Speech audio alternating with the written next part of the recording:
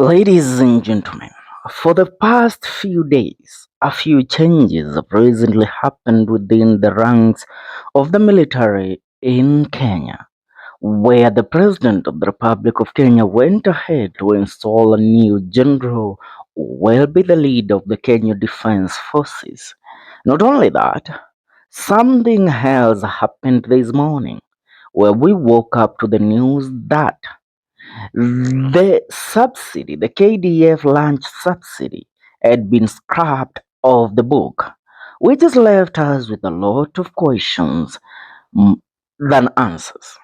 Why, now that the president has changed the top leadership of the Kenya Defense Forces, now he takes off one of the most significant benefit of the KDF officers, where they get lunch for free from their camps. Now the Kenya Defense Forces have to dig deep into their pockets to buy lunch.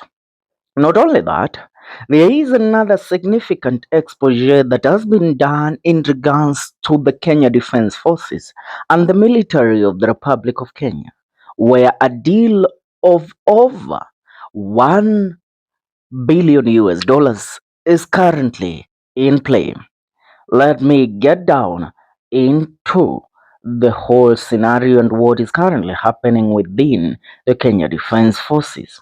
Now, according to an expose that was done by one whistleblower, Nelson Amenya, the man who broke the news on matters Adani deals, has exposed something that we all didn't have the knowledge about it.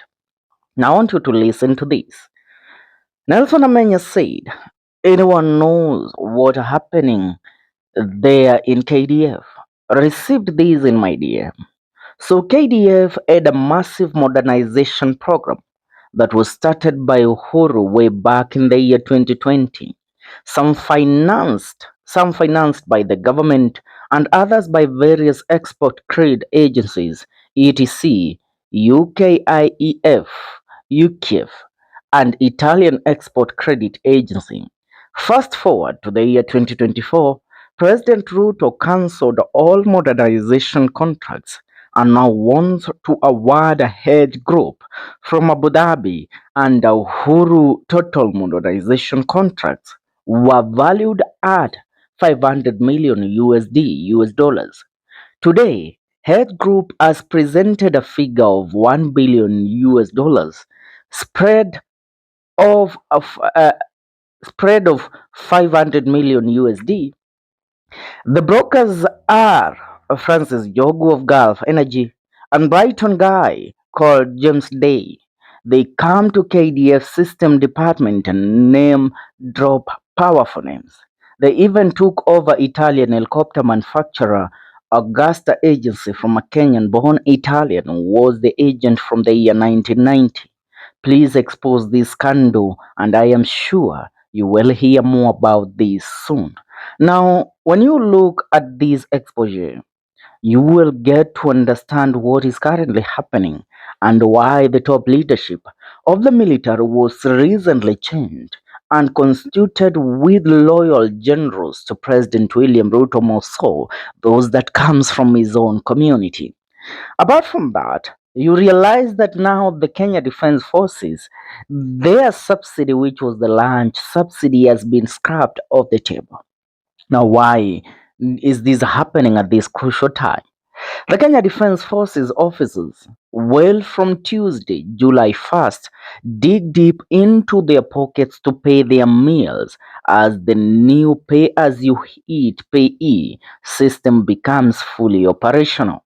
The rollout of the payee system immediately replaces the traditional exchequer funded lunch program, despite disquiet from a section of servicemen and women of lower ranks who are heavily depend on the subsidy initiative for survival. A letter from the Kenya Army headquarters dated June 23 and signed by Chief of Logistics Brigadier Eric Nzioka Kisuya titled Implementation of Pay as You Eat Pay E program read. The implementation of the subject program is scheduled to commence on July 1st, 2025.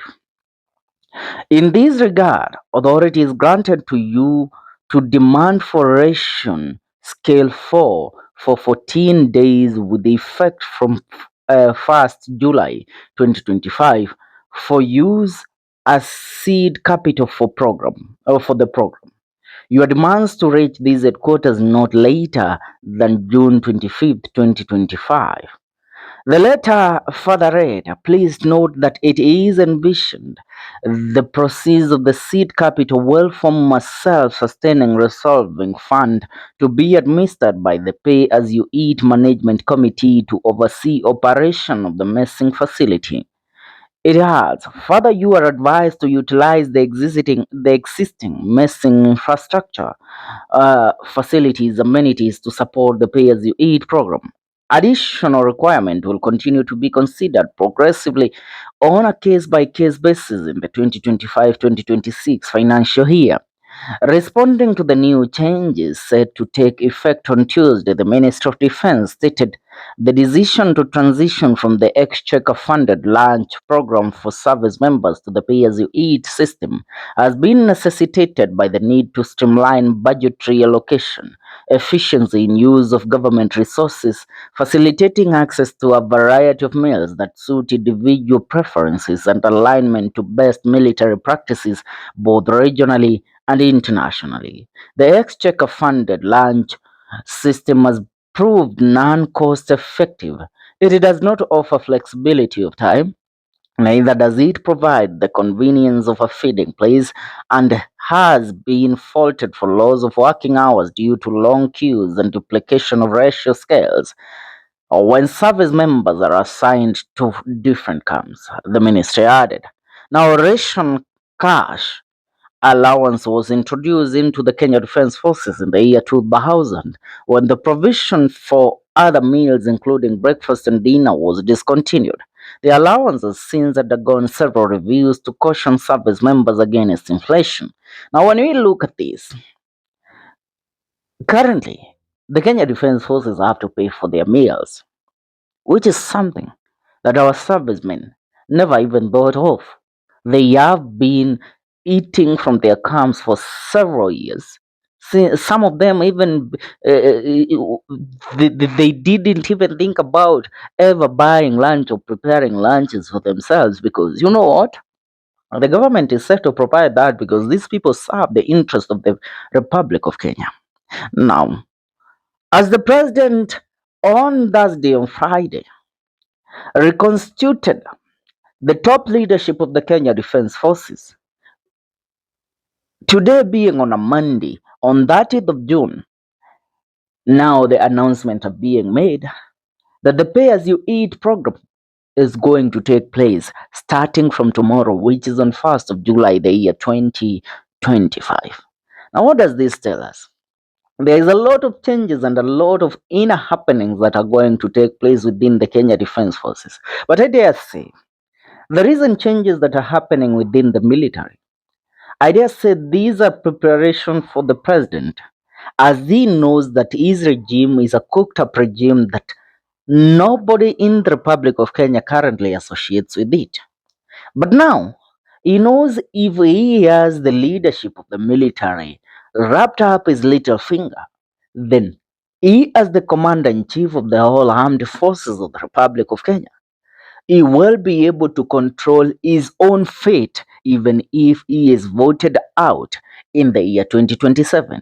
Remember, the recent demonstrations that arose from the June 25th have brought up a lot of questions. And the president, together with these people, they saw the possibility of a coup where they thought that if people can approach the State House and do what they did, then there is a possibility of a coup d'etat. And if a coup d'etat is to happen in the Republic of Kenya without president having the top military leadership on his side, then he will be cooked. And so, for him to have his affairs in order, he has to make sure that the men that serve as the generals of the Republic of Kenya, they all serve under him and they all follow his orders without question. And who are best suited to do that more than his own tribesmen? That's what's up. I want to hear your take in regards to this, and more so, the recent expose done by Nelson Amenya, where he has exposed that the KDF is set now to hand over their modernization program, which was started by Uhuru Muigai Kenyatta, to an Abu Dhabi based company. And this contract is worthy of $1 billion US. Now remember, if President William Ruto was unable to control us through the Adani, now this is another backdoor to use the military as another siphoning hub for the Kenyan taxpayers' money. For now, that's what's up. I'll leave a comment to the comment section. See you in our next video. This is the Kenyan Daily Report.